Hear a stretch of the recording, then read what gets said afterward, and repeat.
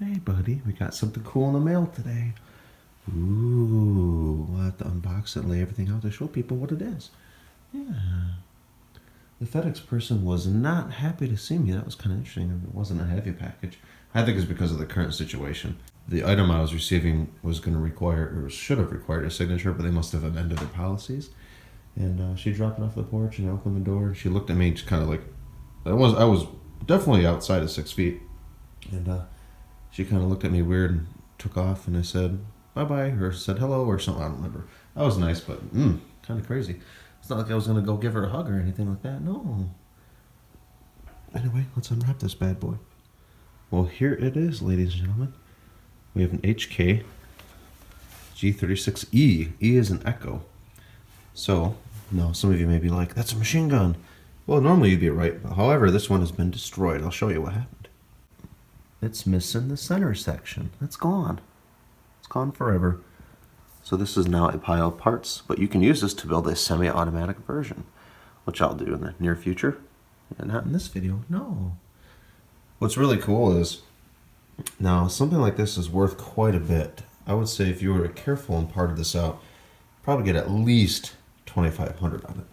And the individual who was selling them bought a bunch of them from police departments, and he was selling them for, I think I paid a little, not including tax and shipping, it was like $1,300, which is a steal. And I really only needed the barrel, which you see the end of it here. And the barrel's brand new, go for, and this one looks like, appears to be lightly used. The barrels alone go for at least $1,000. So did pretty well. You know, ended up with what I wanted and a bunch of spare parts to use. And some of them I may sell, we'll see. But pretty darn cool. I'm pretty happy about it. Yeah. Well, here we go. Here's the parts. I removed the demilled stubs because I'm not going to use those. It's going to have a new US made receiver when it's done, which will be, who knows when it'll be done. It'll be a long time. So the barrel, that's quite valuable. Then you have the bolt in the middle there. That thing. This fire control grip is not going to be used. However, I put it in the picture for effect. This is the bolt carrier. The bolt carrier has to be shipped out. The bolt carrier has to be modified to semi-automatic only, much like the fire control grip would be. Have a loaded magazine there for effect. Pretty much everything else you see here. Pretty cool.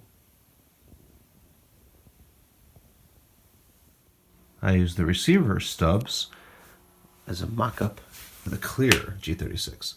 Non-functioning clear example. They do make clear receivers, but those are very difficult to obtain and very expensive and questionably legal. So don't have to worry about that because we just got the stubs, no center section. You can see the inner workings, which is sort of the intent of the clear parts, which is kind of cool. There's really no easy way for me to attach the magazine release and magazine, so I'm just going to leave that alone.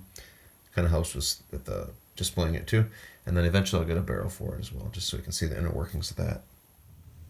That doesn't look too bad. Just got to get the barrel. Probably leave I think I'm going to leave the magazine area empty. Can't find a clear magazine well anyway, so I might as well leave it like that. Not too bad.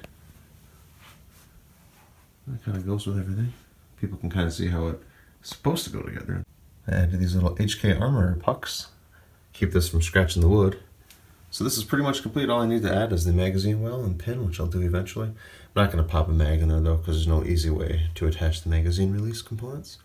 And of course I'm waiting on a barrel too, so after that it'll be complete. Nice little clear G36 display. And just as a precaution, you know, you would never be able to fire this, but just in case some idiot tries to, I mean, not to mention it's missing the receiver, but I also filed down the firing pin inside there. So if somebody were to attempt to fire it, it would not work.